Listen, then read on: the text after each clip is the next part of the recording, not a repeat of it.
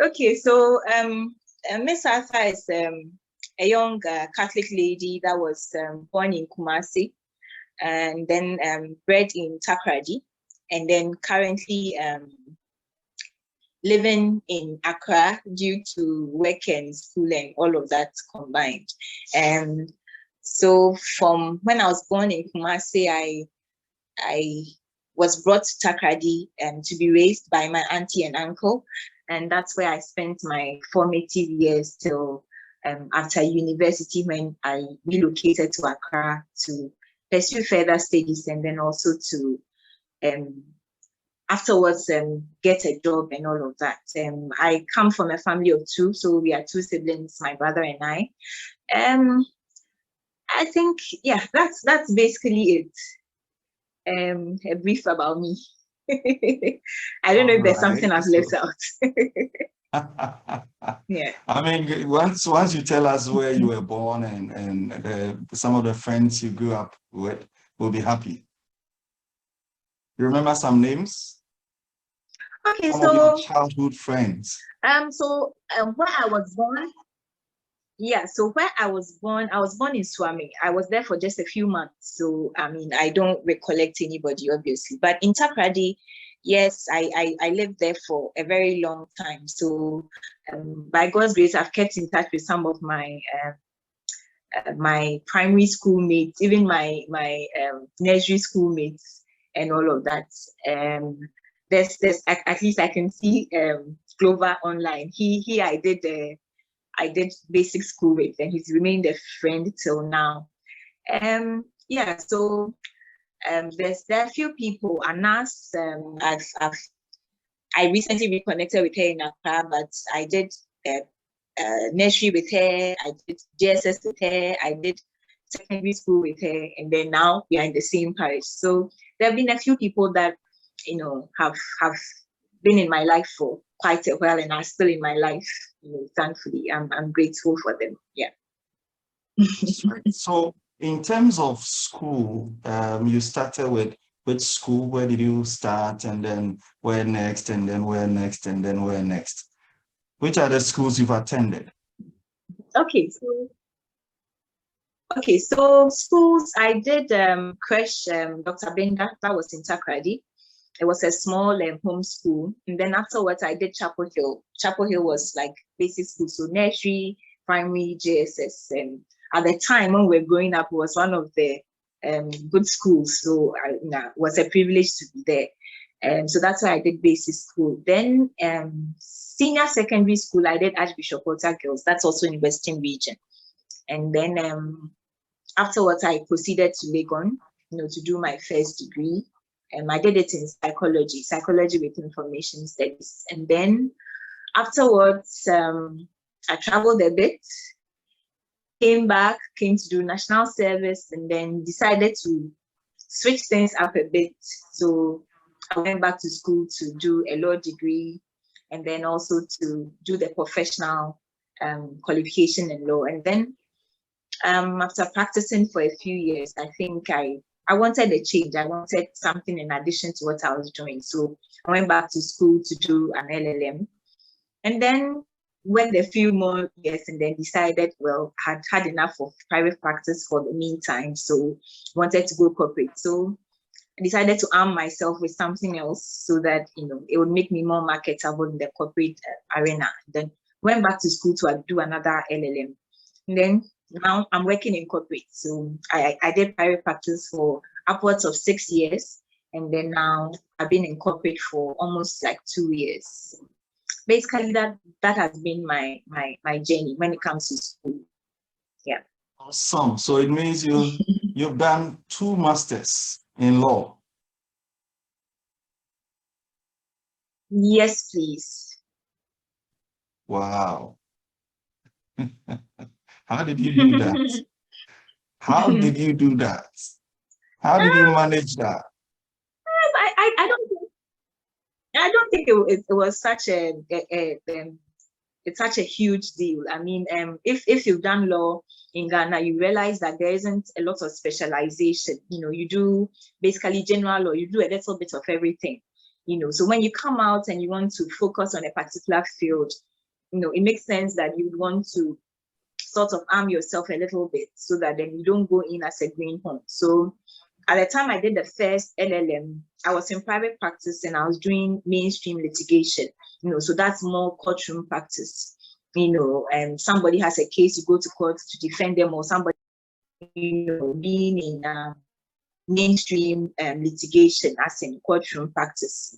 So there was an avenue to do other means of dispute resolution. So the first LLM was in alternative dispute resolution. So things like arbitration, mediation, conciliation, all those other non-aggressive means of resolving disputes. I mean, you got your solutions, but without all the tension and aggression that comes with it. And so that's what informed my desire to do the first LLM. But then after working for a while, I also wanted a change. I had done dispute resolution, so to speak, as a big umbrella for a long time. And I thought, it was a good time to, do some other aspects of the law, which is corporate law. And I felt that, instead of just going in with my litigation, background, it would be good to have something else, So then I said, what was it that was a catchy thing? What was in vogue at the time? And at the time, we're just on the brink of the banking crisis and everything. And I thought, look, what was the main problem that people were trying to solve? People had realized that we had gotten to that space because of corporate governance, and the fact that we weren't taking it very seriously in our part of the world, because we thought businesses were owned by the people who started them, and they could just pick anybody they wanted, make any decisions they wanted, that kind of thing. So corporate governance became a big deal. So I said, okay, how about arming myself with that? So that's what took me into doing my second LLM. So I did corporate governance and international financial regulation. So I thought, this banking crisis is financial regulation. How do we solve it? Corporate governance. So why not arm myself with, something in that field, so that when I come out and I say I want a job in this field, I'll be freshly minted in that area. And by God's grace, that's what I did. So it wasn't such a huge feat. It was just a matter of what do you want to do and what do you need to take you there, and that's what I did. And I think I also forgot to mention that in line with getting into financial regulation, I also did the stock exchange course, because I also wanted to understand when a company is listed, what typically happens, and how is it managed and all of that. So I did that as well, just to give me a bit of a leap when it comes to the field. So yeah, basically that's what has happened. So this hacker community and the platform is actually a place where we want to discuss leadership and grow ourselves together in our leadership. So I want to find out from you, Ms. Atta, what is your concept of leadership? And if you can help us, when did the concept of leadership first come to you? When did you first when was the first time you became so conscious of leadership as a concept? Okay, so I think that growing up, I grew up with my auntie and uncle. They raised me, and they were always doing one thing or the other, particularly in church. So I saw firsthand, service. I saw firsthand influence, how to get people to go along with you, when you make a decision. So my concept of leadership is, the ability to influence, and when I say leadership, I'm not even talking about positions, but wherever you find yourself, are you able to influence the discussion there? Are you able to influence the decisions there? So if you think that we should go to Accra, and that is your vision, are you able to get the people around you to buy into that vision and to come along with you? And for me, that's the first thing. I think another thing too would be, the ability to mentor, to get people to see what their true potential is, to hone in on the abilities of people. So typically somebody may be there and may not know what they possess or what they can do. So you point it out to them, and so you give them a responsibility and say, I think that you can do this, and I believe in you, and I think that if you do this, you will be successful. So that's another thing. And then I think that the mark of a leader is also somebody who's also able to get people to succeed you. So if typically you got into a position, at the time you are leaving, you should leave one or two people who can comfortably fill your shoes. If you leave and there's a gap, there's a lacuna, then I think that you haven't really led as well as you should, because a leader is also somebody who's also able to cultivate other leaders. So leadership is not only about positions and being on top all the time. It's also being able to delegate, being able to bring other people along with you, being able to unmax the potential in people and all of that. So I think that basically, for me, leadership is embodying all of these things. But when it comes to when I became aware of leadership, I would say right from when I was growing up, because of how my auntie and uncle, particularly my auntie used to run her home and used to run things in church. I knew about leadership, and I knew about, the consequences, the challenges, and everything else that comes along with it. My recollections of early leadership, though, would be in secondary school. I was a very quiet child, very unassuming, always in my space when I was. Oh yes. I think that I'm still quiet, and somebody may disagree, but I think I'm still quiet. When I was growing up. Yeah, so when I was growing up, I was just I was quiet, but when I got into secondary school, I got into a few leadership positions that then opened my eye to what I could do. So for example, I was the president for Legion of Mary Association. It's a society in the Catholic Church, and I didn't have to do much. All I did was to constantly be present when we go to pray the rosary and all of that. And so it was like a natural progression. When it got there, everybody then thought, oh, Gina would be the best fit. And then I did that.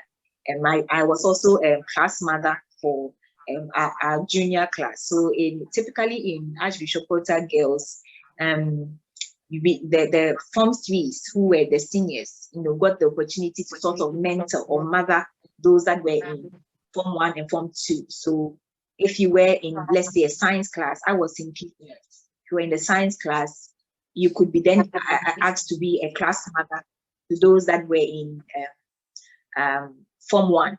So during prep time, you'll be asked to go and sit in their class. Whilst they are studying, you are there. And that's where you met.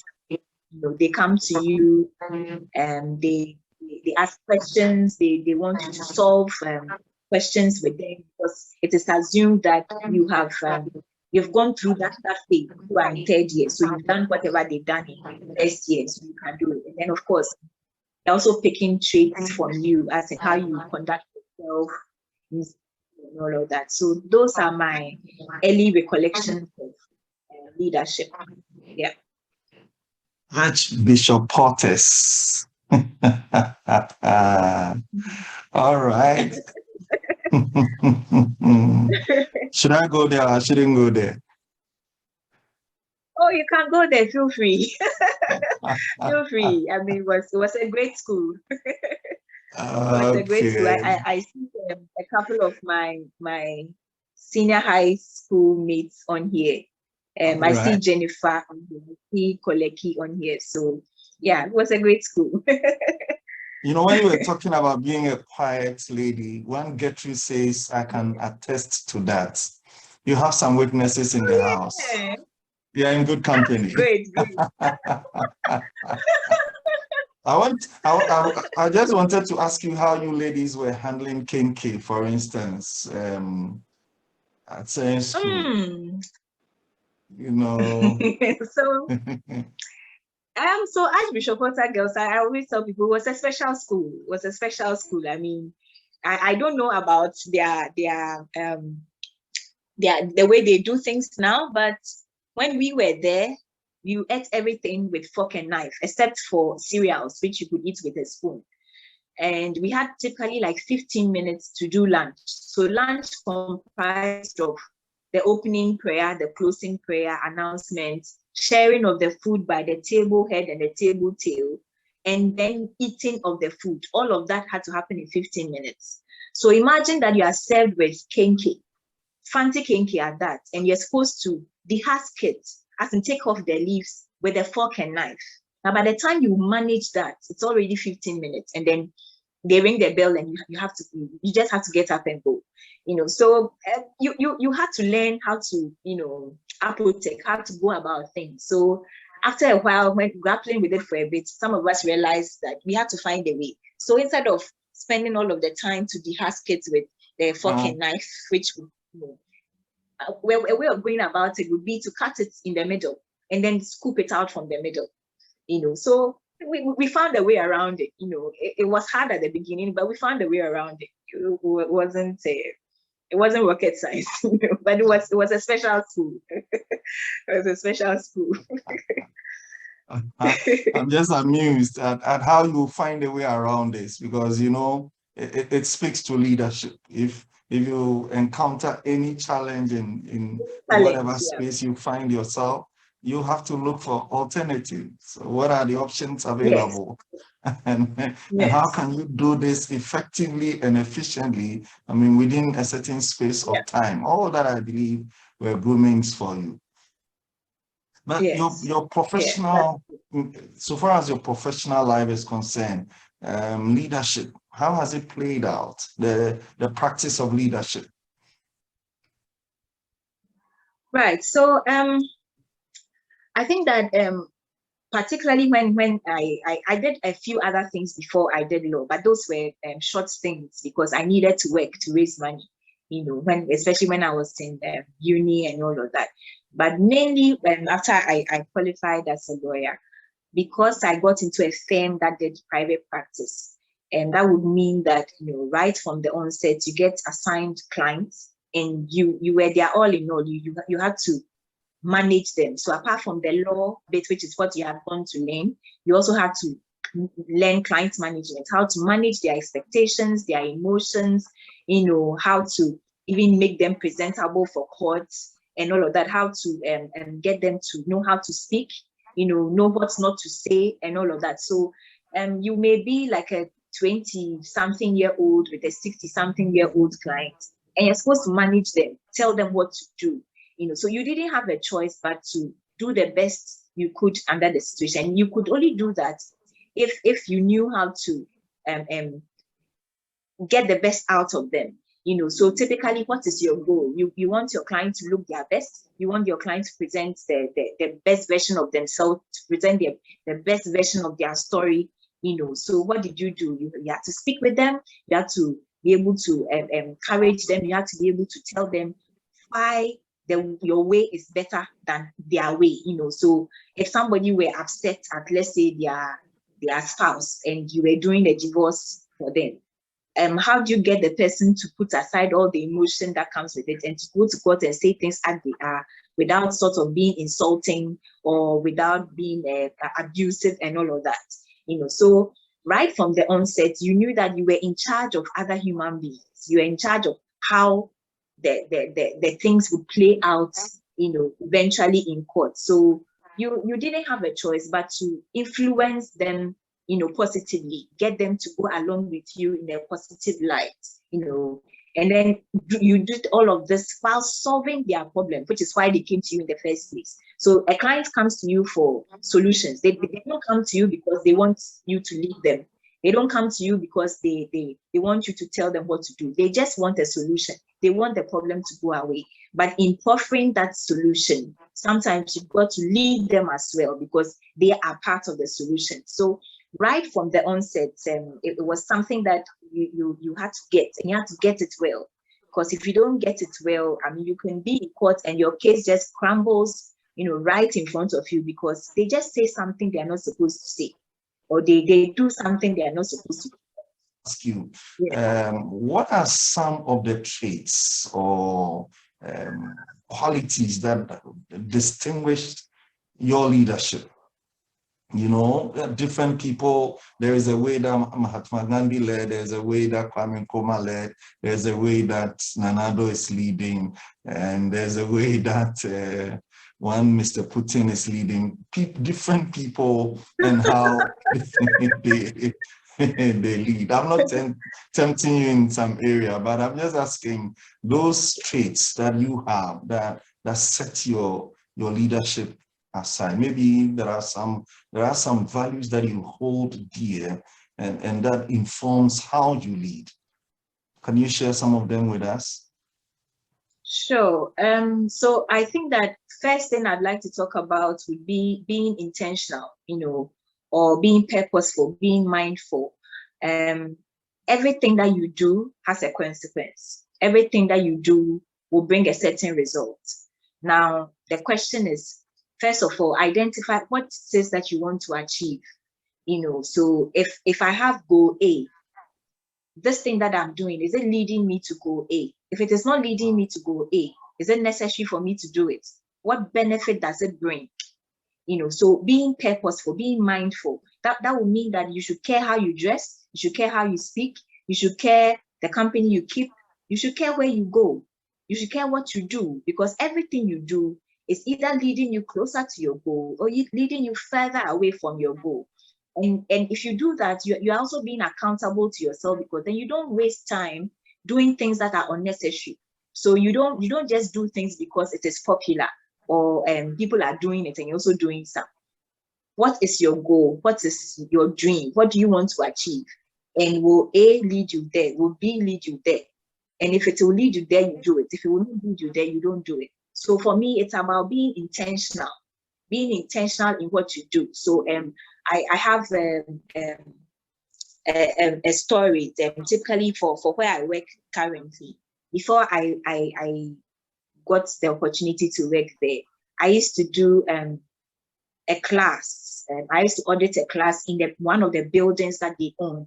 And every day I would go for that. The class was after hours. It was after 5, So, and typically most of the people that were coming were people who were in between jobs, or, they were just coming because they were interested or something. But I had a purpose. I wanted to prepare myself for the role I was looking for. So what did I do? I always went in dressed as if I was actually going to work in the building, So later on, when I got employed in that building, people would say, which department are you in? When I mentioned, they were like, oh, but I think that I've seen you here long. I'm like, yeah, I was coming to the building, but I wasn't working here yet, And my mates in class would say, but why are you always dressed up? You always come in shoes, and you always come as if you are working. But you tell us, I was in between jobs at that time, mind you. And I said, yeah, because I'm aiming at something.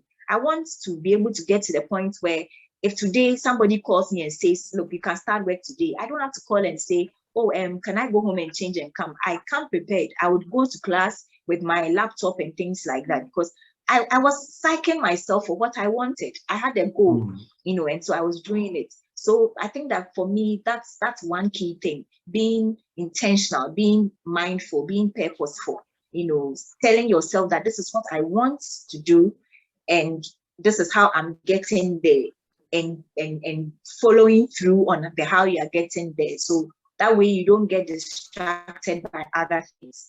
I think that the second trait that I've sort of developed over the years is diligence, excellence.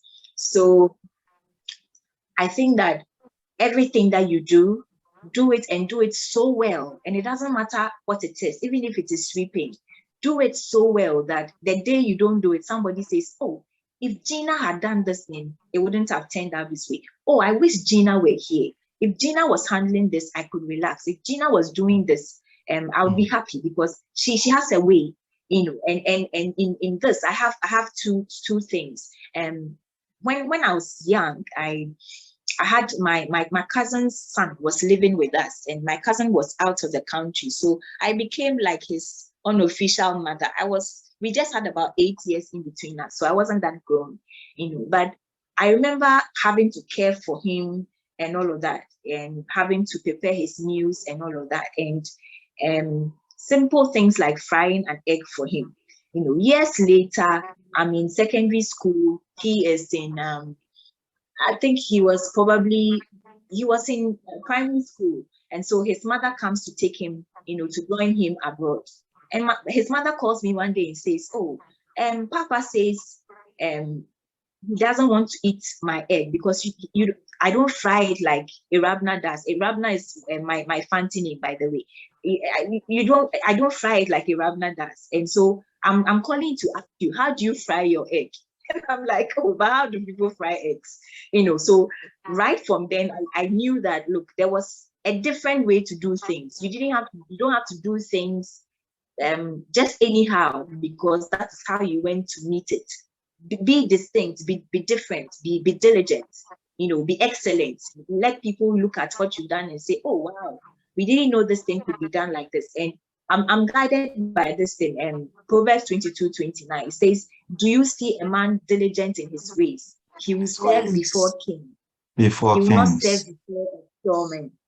So it's not just about doing it, but when you do it, there's a way that it's rewarding. When you are diligent, a time will come when you will be recognized in places that you haven't been there, but there will be rooms where people will mention your name. You are not there yet, but your name will go before you because your diligence precedes you. People look at it, people have seen it. They may not commend you, they may not comment, but they are recognizing it. And the day they need somebody for a role that is sensitive, for something that they need a special person for, somebody will mention your name. So you will serve, like scripture says, you will serve before kings. You will not serve before obscure men. I mean, the first time I saw that scripture, I mean, I'd heard it, but I hadn't really focused on it. The first time I really focused on it was when I used to work in a law firm called Kulendi Law, and my boss had this placard there, Proverbs 22:9, and I in my mind I was like, serve before kings. I mean, we want to be king, we don't want to serve kings. That's what I thought. But then upon deeper reflection, at any point in time, there will be one king, there will be one president, there will be one prime minister in the country, in the world, whatever. But then the servants to the king has a unique access to him that other people do not get. So you may be professor emeritus, whatever, but you do not have the access that the servants to the king has, because the servants to the king caters to his need. He's there. He's able to whisper in his ear. He's able to influence certain things. He knows his master's mood. He knows how to get certain things done. So you may be very learned, you may be very accomplished, but if you do not have the master's ear, if you do not have the king's the audience with the king, you can't influence the king. But the servant can, because he's always there. He's there. He's serving his meals. He's there. He's ironing his stuff. He's there. He's carrying his books. He's doing that. So it is your diligence that will set you apart. And of course, I mean, scripture again says, whatever your hand finds to do, do it as unto the Lord. So if you are cooking, if you were cooking for Master Jesus, how would you cook? If you were dressing to meet Master Jesus, how would you dress? Whatever you are doing, if you are singing, whatever you're doing, do it as unto the Lord. And if you do it that way, that's excellence right there.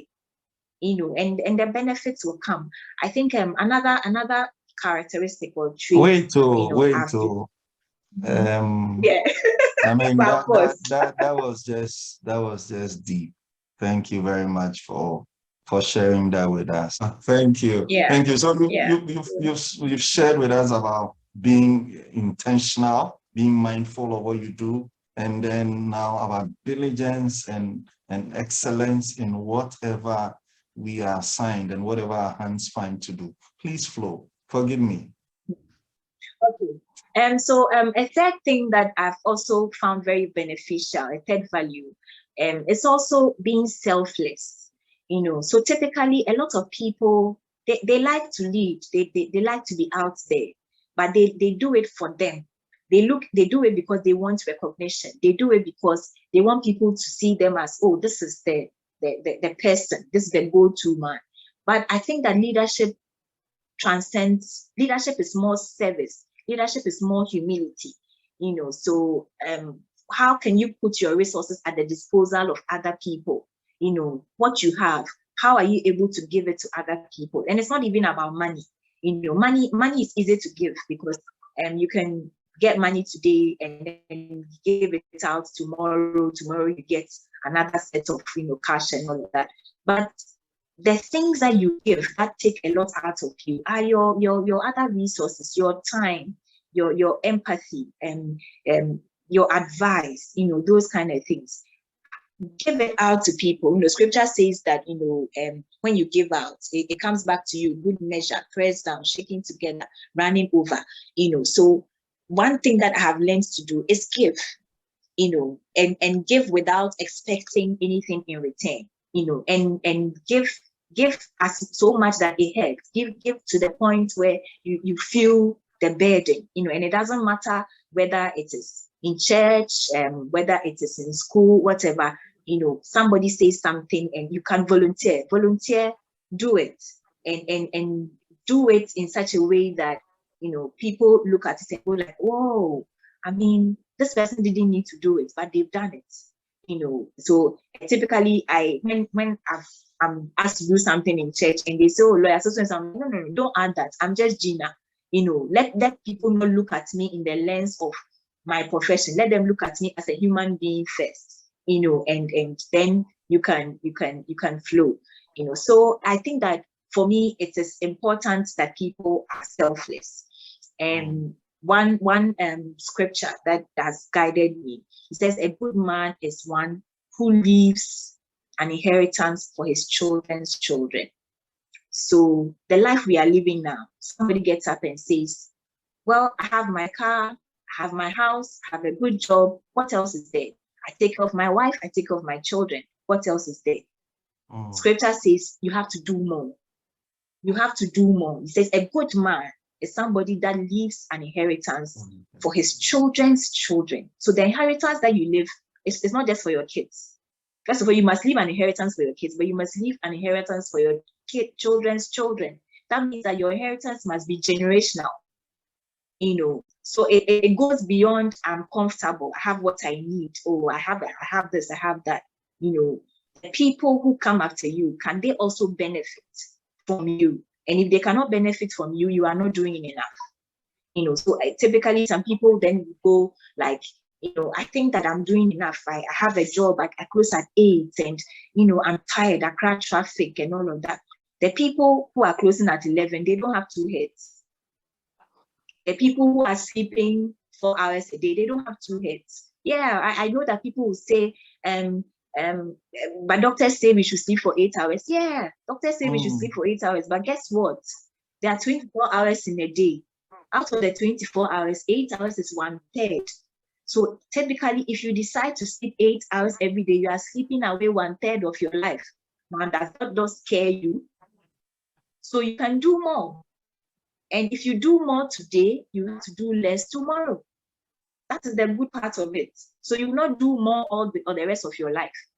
So when you see an old couple, for example, that they are going on holidays and they're doing all of that, typically they work like bulls when they were young, and so they can afford to do it. So the time to do that is now. The time to do more is now. So if you can do more, do more. If you can do more, do more.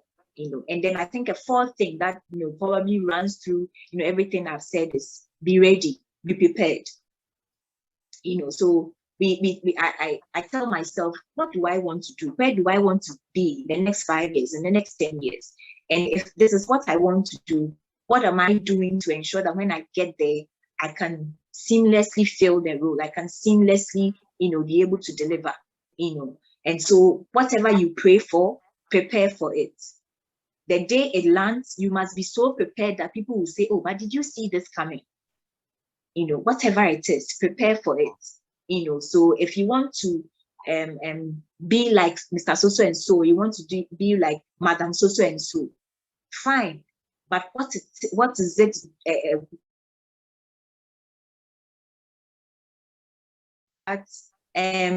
If somebody, have you prepared yourself for when you become rich, how you're going to lead your life? So if somebody were to give you $1 million today, do you know what you will do with it?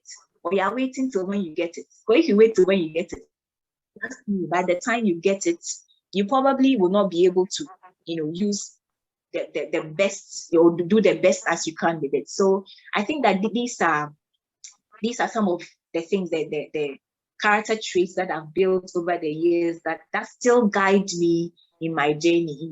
It's a journey I've just begun, but I'm hoping that, as time goes on, it will be better. It will help me be a better version of myself than I am today. Yeah. So basically that's it. Amazing stuff. Thank you. Thank you very much for sharing these with us. Thank you very much for sharing your insights with us. There's a question that Nick has put on the chat, and he's giving me permission to read out his question on his behalf. He says, what is the one decision you wished you hadn't made? What is... I have learned not to live a life of regret. I think that everything that happens to you is shaping you for something else. It doesn't matter how bad the experience is. They say experience is the best teacher. So if you made a decision and it didn't go well for you, wallowing in self-pity or regretting it is not a solution. It's not going to get you anywhere. Be more interested in what lessons can I pick from this?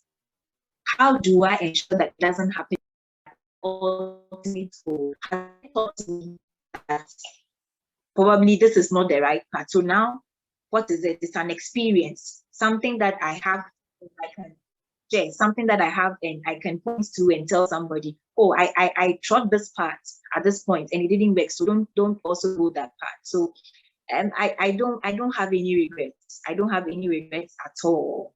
I don't have any regrets. Everything, it's important. Every experience I've had is important. And of course, I mean, I'll come back to scripture. It says all things work out for the good for them that love the Lord and have been called according to his purpose. So even the bad stuff that happened to you can then, be harnessed to, bring out certain good stuff.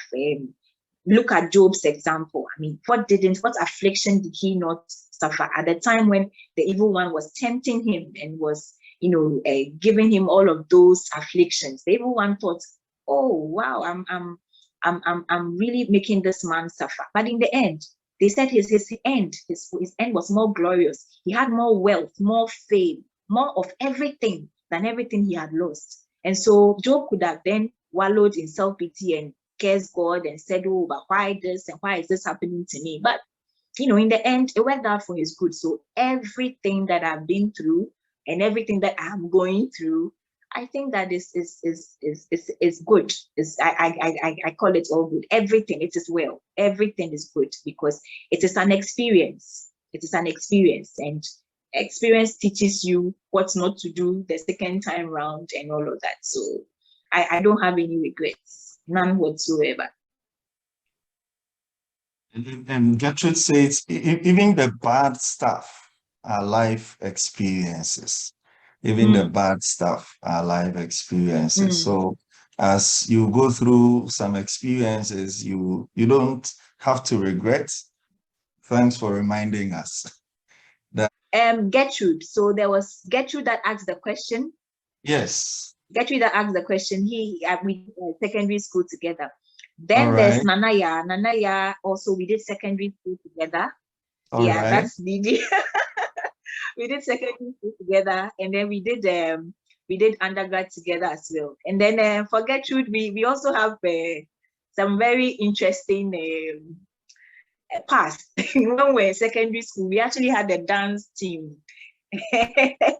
And we had plans for ourselves. Oh yes. we used to dance at entertainment, and we had great plans that would feature in very interesting areas. But as God will will it, when we completed SS and we found ourselves in different secondary schools. Different universities. So the plan couldn't materialize, but it was an interesting time. Very interesting time. So Yeah. we're trying to wrap it up, and this is the time Okay. when we give you the opportunity to appreciate or acknowledge the people who have supported you on your journey, your life journey, your Hmm. leadership journey, your professional life, people who. So I think that first group of people that I'm very eternally grateful for would be my auntie and uncle that raised me. I mean, raising somebody is a feat in itself, but I think that they didn't just raise me for raising's sake, but they instilled certain things in me that live with me up till now. And particularly my auntie. One striking thing, she used to be very giving, as in very selfless. Every opportunity she had, she was giving off one thing or the other to people.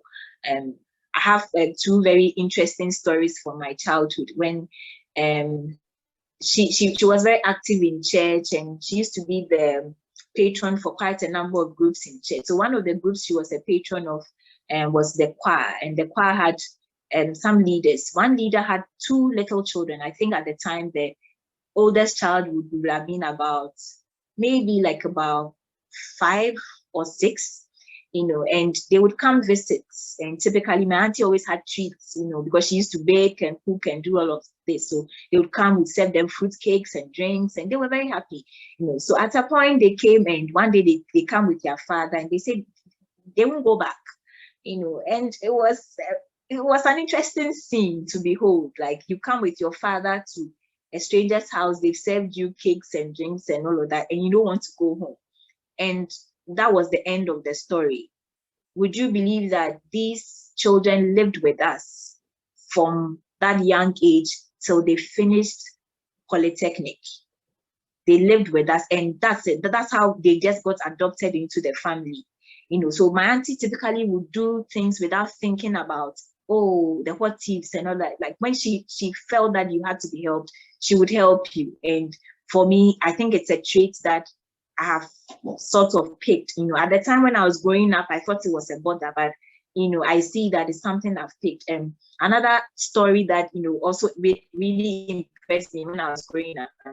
I think I must have been in class 5 or something when the Liberian War broke out, and we Ghana accepted refugees. So we Ghana got this Budumburam camp for them and all of that. And I think they appealed to the Christian fraternity to put together a group of women who would go and cook for them, because these were refugees. They didn't have utensils, they didn't have anything.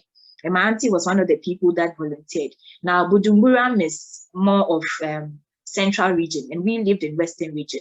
But my auntie would volunteer and go and cook for them every day. So every day, typically, she would be out of the house like 4 a.m. and go and cook breakfast, lunch, supper with a group of other women, and come back late in the evening, smelling of smoke and all of that. And I thought, wow, how far can a person go? But she didn't end there. One day I came back from school, and there were 3 strangers in the house, young men. And she introduced them and said, oh, she went, and they looked so lost. They were refugees, Liberian refugees. She didn't know them from Adam. But she said she went, and they looked so lost. And, she had a son that was living in the US. And, Liberians were colonized by the United States. And so they had some of their traits. And she said she looked at them and thought, oh, what if this was my son, and war had broken out in the US? Wouldn't I want somebody to take them in? And that's how we ended up with 3 strangers in our house, whom we had to feed and clothe and all of that. So I think that my first gratitude would go to them. They instilled this attribute of being selfless, of giving to people, even when it wasn't comfortable. So long as you could afford to, you would give out to people. And the rewards are there. The rewards are there. You get blessed in ways that ordinarily, you may not have expected. You're just there, and some door opens for you, and you just know that as for this one, but for God, it wouldn't have happened. And I think that professionally, I'm also grateful for one of my former bosses. Now he's a Supreme Court judge, Yoni Kulenji. he was a hard tax master, master. If anybody's on the call and used to be at Kulendi, they'll tell you it was a hard time, working under him. But you also picked hard work. You picked the desire to see things through to the end. So essentially you pick a task, and until you are done, you don't stop. And he taught us this thing, like he would say, work first, work second, work last. And if we had a client and they had a problem, let's say a client is picked up by the BNI, and they ask you to go and see to it that they are released. He'll tell you, if your client is not released, don't come back home. And BNI it's a tough cookie. You don't just work.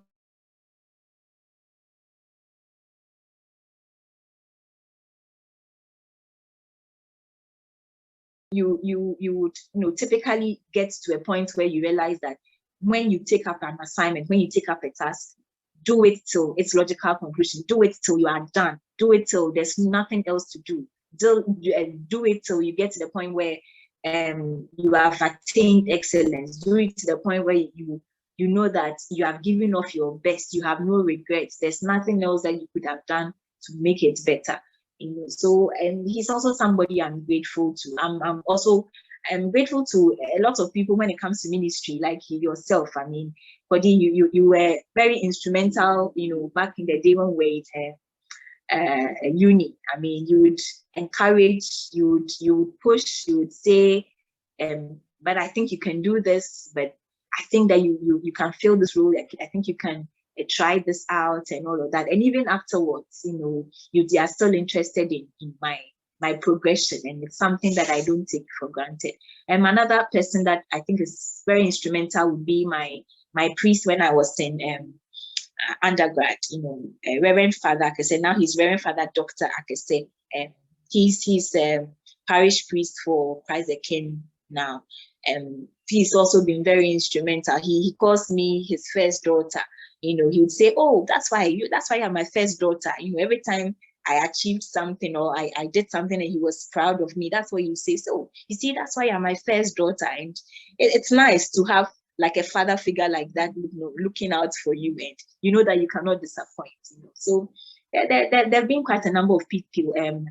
Jennifer Malte for music ministry, Mama Lou, Lucy Jambibi for music ministry, Patrick Asaba, for overall, development and growth, Parkour, till today, he still checks up on me. I mean, he was Papa Pax for us for years ago, but today he still checks on me, finds out how I'm doing professionally and all of that. So I think that, yeah, I've had quite a number of people who have influenced my life's journey so far, and I'm hoping that they'll still continue to be the people that they are in my life. Of course, I'm grateful for everybody on the call as well. I mean, when we put this out, I was like, oh, me, I'm not very popular, and I typically do not put myself out there, so I'm not expecting people to tune in and all of that. But I'm grateful.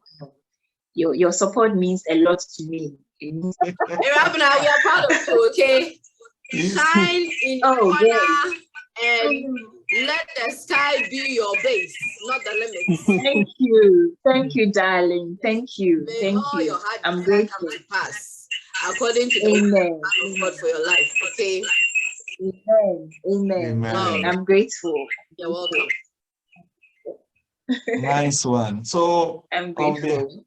On behalf of all of us who are on and the rest who will make time to watch later, I want to thank you for making time to be with us and to share your experience and your journey with us, opening up to us and telling us a lot about how far you have come.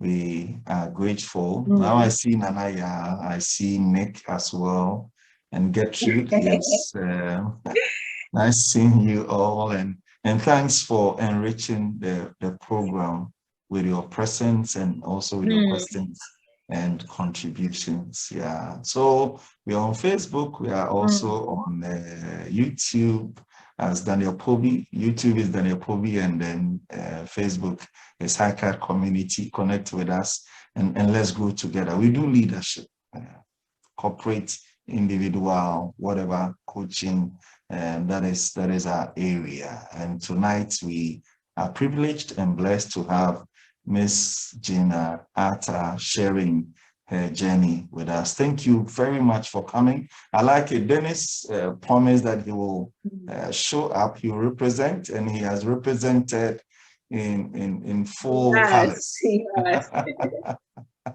Thank you very much.